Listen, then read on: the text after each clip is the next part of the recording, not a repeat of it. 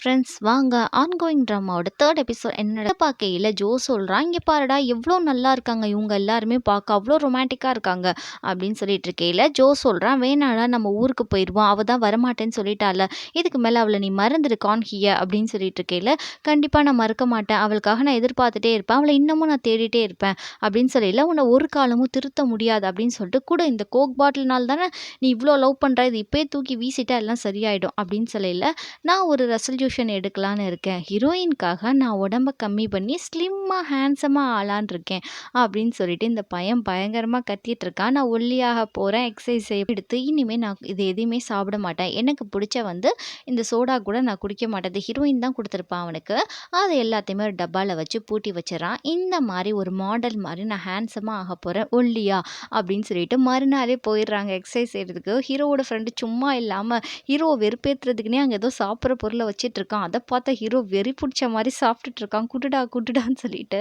இவங்க எல்லாம் வெறுப்பேற்றிட்டு கீழே தான் ஃப்ரெண்டுக்கு நல்லாவே ஹெல்ப் பண்ணுறாங்க, எல்லாருமே எல்லாம் மோட்டிவ் பண்ணி நல்லா அவனுக்கு ஹெல்ப் பண்ணிட்டு இருக்காங்க. அவன் பார்க்குறான் வெயிட் கொஞ்சம் கூட ரெடியூஸ் ஆகலை, அது ரொம்ப கஷ்டமாக இருக்குன்னு சொல்லிட்டு இன்னும் ஹெவியாக ப்ராக்டிஸ் பண்ண ஆரம்பிக்கிறான். அவனால சுத்தமாக முடியல, இருந்தாலும் தன்னம்பிக்கையை விடாமல் நம்ம ஹேண்ட்ஸம் ஆகணும் ஒல்லியாகணும்னு சொல்லிட்டு பண்ணையில் நம்ம கடைசியில் நம்ம ஹீரோ அவளுக்காக ஒரு செயின் ஒன்று வாங்கி வச்சிருக்கான், அவளுக்கு கொடுக்கணும். நீங்கள் வீடியோ எடுத்து அவளை காப்பாற்றினீங்க, அப்போ நானும் அங்கே தான் இருந்தேன் அப்படின்னு கரெக்டாக நம்ம ஹீரோ சொல்கிறாப்புல. 10 வருஷத்துக்கு முன்னாடி மீட் பண்ணியிருக்கோன்னே, ஆமாம் ஏற்கனவே நான் உன்னை பார்த்துருக்கேன்ல, அந்த பொண்ணு தான் நீயா அப்படின்ற மாதிரி இங்கே சியோ கேட்டுட்ருக்கான்.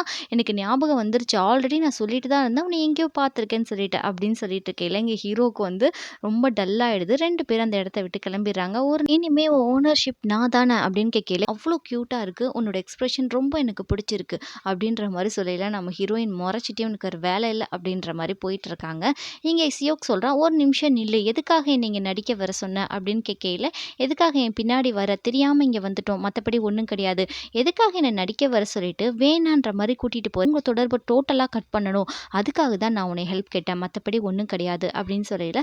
சரி நல்ல விஷயந்தான், சரி இந்த அந்த கார்டு வச்சுக்கோ, நீ என்னோட பிஸ்னஸ் பண்ணணும் அப்படின்ற மாதிரி இங்கே சியோக் சொல்லையில் நம்ம ஹீரோயின் எதுவுமே பேசலை, அந்த கார்டை வாங்கி வச்சுட்டு கிளம்புறாங்க. இங்கே ஹீரோயின் அவங்க அப்பாவுக்கு ஃபோன் போட்டு செம்மையாக திட்டுறா.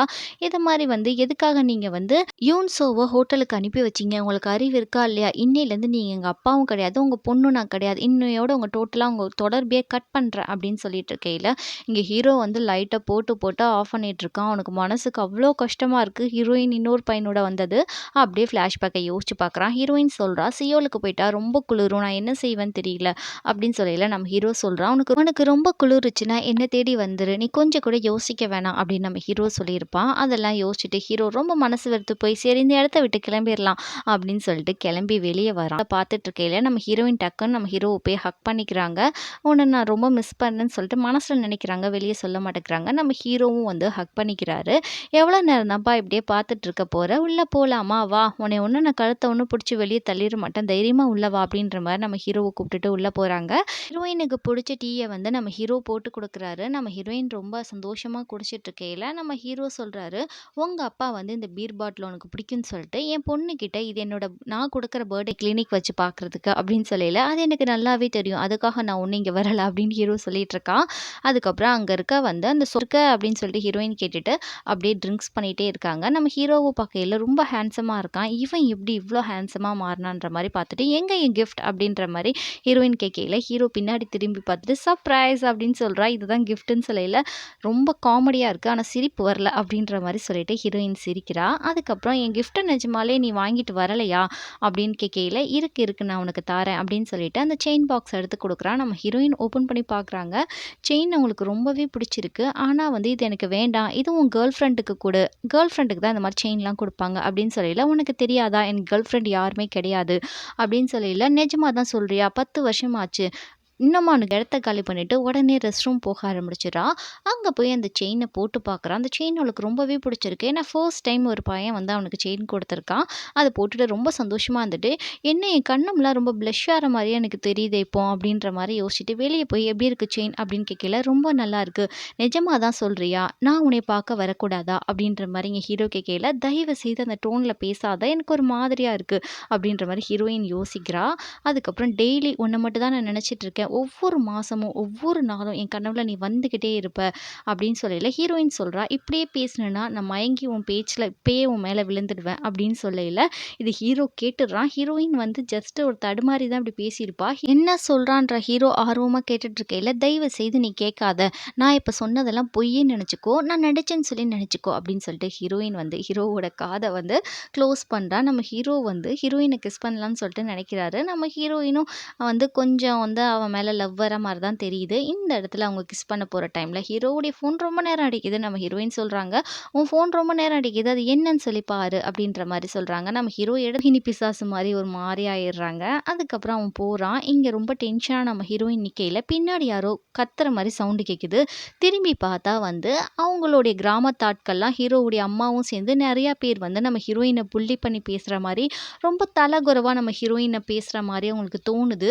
பாஸ்ட் எல்லாம் என்ன வந்து பின்தொடருது. அது ஹீரோவால தான் வந்து வருது. அதனால ஹீரோவோட கனெக்ஷன் நம்ம டோட்டலா கட் பண்ணிட்டா, பாஸ்ட் என்ன பின்தொடராது அப்படின்னு சொல்லிட்டு, "ஹீரோ நீ எனக்காக ரொம்ப நேரம் வெயிட் பண்றியா?" அப்படின்னு கேட்கையில, நம்ம ஹீரோ சொல்லிட்டு நெனச்சுக்கோ அப்படின்னு. "ஏன் என்ன ஆச்சு? ஏன் திடுதிப்புன்னு இப்படி பேசுற?" அப்படின்ற மாரி ஹீரோ வந்து அவுத்து குடுக்குறா. "எனக்கு வேண்டாம் நீயே வச்சுக்கோ. உனக்கு ஒரு கேர்ள் ஃப்ரெண்ட் கிடைப்பா. அவகிட்ட நீ இத குடுத்துக்கோ" அப்படின்ற மாரி குடுத்துட்டு அவ கிளம்புறா. ஹீரோ சொல்றான், "இப்போ மட்டும் நீ போனன்னா, இந்த இடத்துல எல்லாமே முடிஞ்சிரும். இதுக்கு மேல நான் உனக்காக கொஞ்சம் கூட என் லைஃப்ல நான் வெயிட்டே பண்ண மாட்டேன் பார்த்துக்கோ.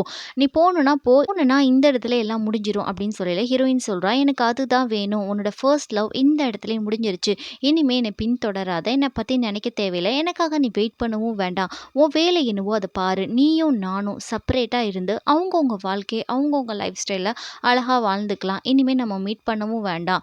இதோட இந்த இடத்துல இத முடிச்சுக்கலாம்" அப்படின்ற மாரி ஹீரோயின் தட்ஸ் ஆல் ஓவர் அப்படின்ற மாரி சொல்லிட்டு கிளம்பிடுறா. இங்க ஹீரோக்கு வந்து ரொம்ப மனசு அவ்ளோ கஷ்டமா இருக்கு. ஹீரோயினும் திரும்பி பார்க்குறா. பார்த்துட்டு அவளும் வெளிய போய் கஷ்டப்படுறா. அப்படியே கண் கலங்கி கொஞ்ச நேரம் அங்கேயே ஃபீல் பண்ணி நின்டு அழுகுறா. அவளுக்கு வருத்தமா தான் இருக்கு. அதே மாரி தான் ஹீரோ உள்ளக்க இருந்து அவனும் வந்து பச்சை பிள்ளை மாரி நின்டு அழுதுகிட்டு இருக்கான். குட்டி கிட்ட போய் பேசிட்டு இருக்கா. ஒரு விஷயத்த நம்மளால ரெஸ்பான்சிபிலிட்டி எடுத்துக்க முடியலன்னா, கண்டிப்பா அத நம்ம விட்டு குடுத்துறணும். நம்மளுக்காக ஒருத்தவங்க காத்துட்டு இருக்காங்க. அத நம்ம வந்து டேக் கேர் பண்ண முடியலன்னா, அவங்க வழியில விட்டுறணும். அவங்க பொசிஷன்ல தான் இருக்காங்க. அவங்களோட புது ஹஸ்பண்ட் ஏதோ தகராறு பண்ணிட்டாரு போல இருக்கு கடன் வாங்கி. அதுக்காக வந்து பெரிய பிரச்சனையா இருக்கு. அதனால இவங்க போலீஸ் ஸ்டேஷன்ல உட்கார்ந்துட்டு இருக்காங்க. ஆனா இருக்கையில கடன்காரங்களுக்கு குடுத்துடுறோம். இப்போதைக்கு என்ன விட்டுருங்க அப்படின்ற மாரி ஹீரோவுடைய அம்மா கெஞ்சிட்டு இருக்கனால, ஹீரோக்கு சுத்தமா பிடிக்கல. நீ வாமான்னு சொல்லிட்டு இழுத்துட்டு போறாரு அம்மாவ மட்டும். போலீஸ்காரவங்க அவங்களோட ஹஸ்பண்ட விடல. "என்னடா உங்க அப்பா உள்ள இருக்காரு. நீ எதுவுமே செய்யாம இப்படி இருக்க. நீலாம் எனக்கு புள்ளையா என்னதுன்னே தெரியல. தாத்தா இறந்து போனார்ல. அந்த பணத்தையாவது குடு. அத வச்சாவது அப்பாவ மீட்டுறலாம்" அப்படின்னு சொல்லையில, "அத வச்சு தானம்மா நீங்க ஹனிமூன் ட்ரிப் போயிட்டு வந்தீங்க" அப்படின்ற மாரி இவன் பயங்கரமா கத்திட்டு இருக்கான். "அது சின்ன வயசுலேருந்து என் கனவு. அதனால நான் போயிட்டு வந்தேன். இப்போதைக்கு உங்க அப்பாவுக்கு நீ பணம் குடுக்க முடியுமா? முடியாதா? ஆல்ரெடி நீ வெட்னரி டாக்டர். நீ நெறைய சம்பாரிச்சு வச்சிருக்கல்ல. அதுலேருந்து கொஞ்சம் சொல்லிட்டு போறா. என்னால முடியாதுன்னு சொல்லிட்டு லியோ கேட்குறாரு, "எதுக்காக நீ அந்த அளவுக்கு மோட்டல வெறுக்கிற?" அப்படின்னு கேட்கையில, "உங்களுக்கு என்ன தெரியும்? எனக்கு வீடே இல்ல. மோட்டல் தான் வீடு. என்னை சின்ன வயசுல இருக்கையில இப்படிலாம் கேலி பண்ணுவாங்க. எங்க அப்பாவோட வார்த்தைகள நான் ரொம்ப நம்பினேன்" அப்படின்னு சொல்லிட்டு சின்ன பிள்ளையில "மோட்டல்னா என்னப்பா?" அப்படின்னு சொல்லிட்டு இவ கேட்டிருப்பா. "நம்ம எதுக்கு வீட்ல இருக்காம இங்க இருக்கிறோம்னு" சொல்லிட்டு, "இந்த கேள்வி உனக்கு எப்படி வந்துச்சு? இதுக்கான விளக்கத்த நான் சொல்றேன். டூரிசம் போறவங்க எல்லாரும் ஓய்வு எடுக்கிறதுக்கு நம்மளுடைய மோட்டல்ஸ்க்கு தான் வருவாங்க. கிட்டத்தட்ட இதுவும் ஒரு வீடு தான். தூங்குவாங்க, சாப்பிடுவாங்க, சந்தோஷமா வீட்டுக்கு போவாங்க. வீட்டுக்கும் இதுக்கும் என்ன வித்தியாசம் சொல்லு?" அப்படின்னு சொன்னோனே நம்ம ஹீரோயின் வந்து, "நீங்க சொல்றது கரெக்ட்டு தான்ப்பா. வெளிய இருக்கிறவங்களுக்கு தான் சரியா புரியல" அப்படின்னு சொல்லி சிரிச்சிருப்பா. அவங்க அப்பா அப்படி பிரெயின் வாஷ் பண்ணியிருப்பாப்ல. "இவ்ளோ அசிங்கப்பட்டிருக்கேன். நான் யங் ஏஜ்ல கூட நான் மோட்டல்ல தான் இருந்திருக்கேன். என்னை எல்லாரும் எப்படி கேலி பண்ணுவாங்க தெரியுமா?" அப்படின்னு சொல்லையில, சியோக் சொல்றான், "நான் உனக்கு மிகப்பெரிய ஒரு ஆஃபர் தரப்போறேன். நீ எடுத்துக்கிட்டாலும் எடுத்துக்காட்டாலும்" அப்படின்னு சொல்லையில, "எனக்கு தேவையே கிடையாது" அப்படின்னு சொல்லையில, "சரிம்மா தலைவி போயிட்டு வாம்மா" அப்படின்னு சொல்லி அனுப்பினோனே எல்லாரும் தாத்தா இருக்கையிலே சொன்னாரு, இந்த வெட்னரி யோசிக்கிறான். "நல்லா யோசிச்சு பாருடா வித்துறலாம்" அப்படின்னு அம்மா மனசுல நினைக்கையில அவன் எதுவுமே பேசல. இங்க டைரக்ட்டா ஹீரோயினோட அந்த மோட்டலுக்கு தான் வந்திருக்கான். வந்தோனே வந்து, "உங்களுக்காக ரூம் தயாரா இருக்கு" அப்படின்னு சொல்லிட்டு ரூம கொண்டு போய் காட்டுறாங்க. அப்போ வந்து ஹீரோயினோட அப்பா வராரு. அங்க பார்த்தா ஜோவும் வந்திருக்கான். இவனும் அவங்க அப்பாட்ட கோச்சிட்டு இங்க தான் தங்க வந்திருக்கான். ஹீரோ கேட்குறான், "நீ எதுக்குடா இங்க வந்தன்னு?" சொல்றப்போ, ஹீரோயினோட அப்பா சொல்றாப்ல, "அவனும் உங்க அப்பன் கூட சண்டை போட்டு வந்துட்டான்" அப்படின்னு சொல்லையில, இங்க ஹீரோயினோட ஆஃபீஸ தான் காட்டுறாங்க. ஹீரோயின் வேலைக்கு சேர்ந்துட்டா போல இருக்கு.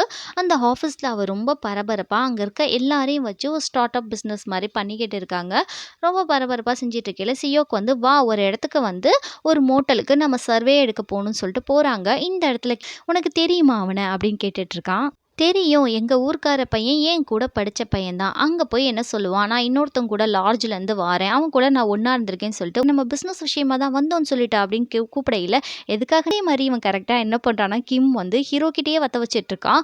யோலுக்கு நான் என்ஜாய் பண்றதுக்காக போனேன். அப்ப பார்த்தா நம்ம கிம்ஹி ஒரு லிஃப்ட்ல ஒரு பையன் கூட பட்ட பகல்ல ரொம்ப அசிங்கமா இருக்கா.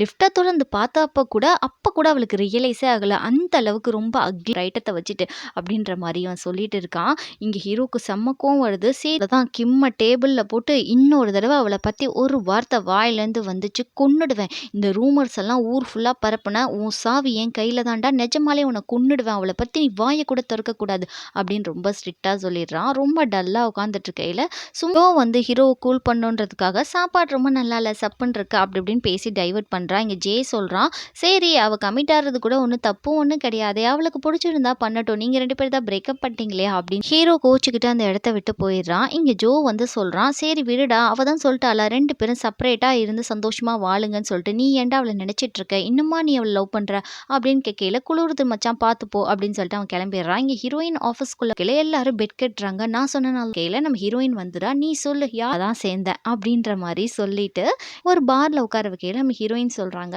இந்த மாதிரி வந்து நீங்க எவ்வளோ காசு கொடுத்தாலும் நான் அந்த வேலையை செய்ய மாட்டேன் அப்படின்னு சொல்லல. நான் அது பேசுறதுக்காக வரலம்மா, நான் ஃப்ரீயா உங்ககிட்ட பேசணுன்றதுக்காக தான் வந்தேன். ஓப்பன் அப்பா பேசலாமா அப்படின்னு சொல்லிட்டு, நான் ஒரு பிஸ்னஸ் மேன். நான் வந்து சிஓ கூட தான் வந்து ஃபர்ஸ்ட் பிஸ்னஸ் வந்து ஸ்டார்ட் பண்ணேன். இது வரைக்கும் எனக்கு எந்த ஒரு நஷ்டமும் ஏற்பட்டது கிடையாது. அவ்வளோ சேஃப்டியான ஜோன் சிஓ கிட்ட இருக்கு. அப்படி இருக்கையில அவன் உனக்கு நல்ல ஒரு ஆஃபர் பண்ணையில நீ ஏன் தட்டி கலைக்கிற? ஒருவேளை நீ பிஸ்னஸ் பண்ணணும், நீ ஓனரா இருக்கணும்னா உன் விருப்பம் என்ன அப்படின்னு சொல்லி கேட்கையில நம்ம ஹீரோயின் சொல்றா, ஒரு ஓனரா நான் இருந்தா எனக்கு ரொம்ப சந்தோஷம் அப்படின்னு சொல்லையில, எனக்கு யார் இன்வெஸ்ட்மெண்ட் பண்ணுவா அப்படின்னு ஹீரோயின் கேட்குறா. நான் உனக்கு இன்வெஸ்ட்மெண்ட் பண்றேன். நீ ஒன்றும் பயப்பட வேண்டாம். ஒரு ஆஃபர் வருதுன்னா கண்டிப்பா அதை ஏத்துக்கணும். அதை வந்து தட்டி விடுறது ஒரு முட்டாள்தனம். சியோக் மாதிரி ஒரு சேஃப்டியான ஒரு இன்வெஸ்டர் யாருக்கும் கிடைக்க மாட்டாங்க. ஹவாங்கி மாதிரி ஒரு மிகப்பெரிய டைரக்டர் யாருக்கும் கிடைக்க மாட்டாங்க. உனக்கு நான் இன்வெஸ்ட் பண்றேன். இந்த பிஸ்னஸ்குள்ள நீ வா அப்படின்னு சொல்லியிருப்பாங்க. இவ்வளோ விஷயம் நடந்திருக்கு. ஜெனிஃபர் நீ என்கிட்ட சொல்லவே இல்ல அப்படின்னு சொல்லிட்டு சியோக் கேட்டுட்டு இருக்கான். அவ்வளோ சந்தோஷப்படுறாங்க. அதுக்கப்புறம் வந்து எங்கே போய் வேலை செய்யணும் அப்படின்றத வந்து பேரை சொன்னோடனே நம்ம ஹீரோயினுக்கு மூஞ்சி வாடி போகுது. ஏன்னா அவங்க கிராமத்து பேர் தான் சொல்லியிருப்பாங்க.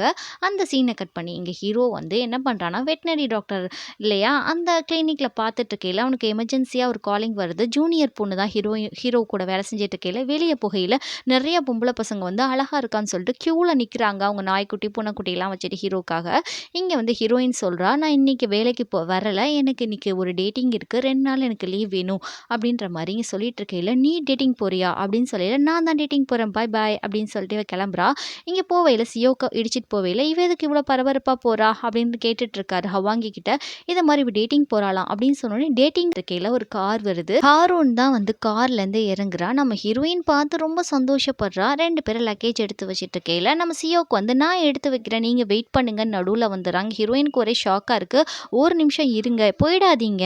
இவங்க எடுத்துட்டு வீட்டுக்கு போயிட்டு இருக்காங்க. இது வந்து என் ஆஃபீஸ்லேருந்து எனக்கு கொடுத்த ரூம் அப்படின்னு சொல்லிட்டு இருக்கையில இங்கே சியோக்கு வந்து பார்க்குறான். லக்கேஜ் எல்லாம் தூக்கிட்டு போயிட்டாங்கன்னு சொல்லிட்டு வீடை பார்த்தோன்னே ஹாரூன் வந்து ரொம்ப நல்லா இருக்குடி இவ்வளோ அழகான ரூம்லையா நீ இருக்க அப்படின்னு சொல்லையில பாரு என்னுடைய வந்து ப்ராஜெக்ட் வந்து மேக்சின்லலாம் வந்திருக்கு அப்படின்னு சொல்லிட்டே இருக்கையில எனக்கு ரொம்ப சந்தோஷமாக இருக்குடி நீ இந்த அளவுக்கு க்ரோத் ஆகிருக்கியா அப்படின்னு சொல்லையில இங்கே பார் அப்படின்னு சொல்லிட்டு ஹவாங்கி இது மாதிரி வந்து சியோக்கு அதுக்கப்புறம் ஹீரோயின் பேரும் இருக்குது. அவளோட கம்பெனியும் கூட போல இருக்குது. இதை பார்த்தோன்னே ஃப்ரெண்டு ரொம்ப சந்தோஷமாறா. ஒரு வழியா நீ இருக்கா அப்படின்னு கேட்கல வேறு யாரும் கிடையாதுடி அவனோட காலேஜ் ஜூனியர் தான்.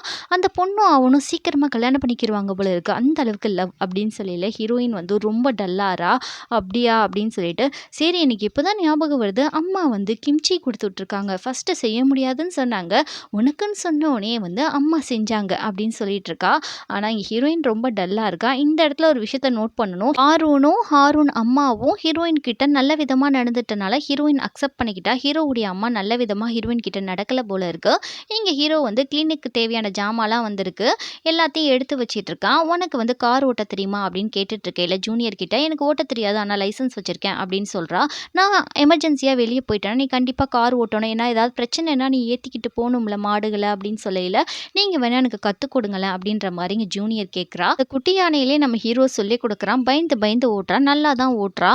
அதுக்கப்புறம் ஹீரோ சொல்கிறான் ரொம்ப நல்லாவே ஓட்டுறா. ஒன்றும் பயப்படாத, கொஞ்சம் ஸ்பீடை ரைஸ் பண்ணி ஓட்டு, பயப்படாத நான் இருக்கேன்ல அப்படின்னு சொன்னோனே, நம்ம தலைவி என்ன பண்ணுறாங்கன்னா, ஸ்பீடை ரொம்ப ரைஸ் பண்ணி ஓட்டிக்கிட்டே இருக்காங்க. எதிர்த்தாப்புல கார் வருதே, நான் இப்போ என்ன பண்ணுறது இருக்கு, அது அதிகமாக ரைஸ் ஆகி போகையில், ஏய் என்ன பண்ணிட்டு இருக்க, பிரேக்கை போட்டு தோலை அப்படின்னு சொல்லிட்டு இங்கே ஹீரோ கத்தையில், ஐயோ எனக்கு ஒன்று வந்து அப்படியே பார்க்குறான், உனக்கு எதுவும் ஆகலையே அப்படின்னு சொல்லி கேட்கையில், எனக்கு எதுவும் ஆகலை அப்படின்னு சொல்லல, நீ உள்ளேயே இரு, வெளியே வராத, நான் போய் கார்காரவங்கள்ட்ட போய் பேசிட்டு வரேன் அப்படின்னு சொல்லி போகையில் கொஞ்சம் ரொம்பவே பயந்து போயிருக்கா.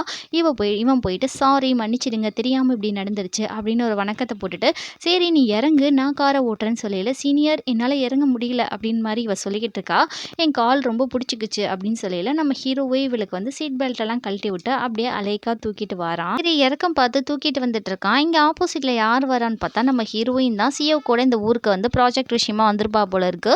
இங்கே வந்து ஹீரோவை பார்த்து பயங்கரமாக முறைக்கிறா. ஹீரோவும் வச்சக்கன் வாங்காமல் இவ தான் வந்திருக்காளா, அதிசயமாக இருக்குன்னு சொல்லி பார்த்துட்டு இருக்கான். இங்கே சிஓக்கும் ஜூனியருக்கும் என்ன நடக்குதுன்னு தெரியல, எதுக்கு இவங்க பேய் அரைஞ்ச மாதிரி 2 பேர் பார்த்துக்கிட்டு இருக்காங்கன்னு சொல்லிட்டு ஹீரோயின் அப்படியே வந்து கேஷுவலாக போகிற மாதிரி போகிறா. பட் வந்து மனசுக்கு ரொம்ப கஷ்டமாக இருக்குது. இதோட இந்த எபிசோட் இங்கே முடிஞ்சிடுது. நெக்ஸ்ட் எபிசோடில் என்னெல்லாம் நடக்குதுன்னு சொல்லி பார்க்கலாம். ஃபர்ஸ்ட் டைம் பார்க்குறீங்கன்னா சேனலை மறக்காமல் சப்ஸ்கிரைப் பண்ணிக்கோங்க.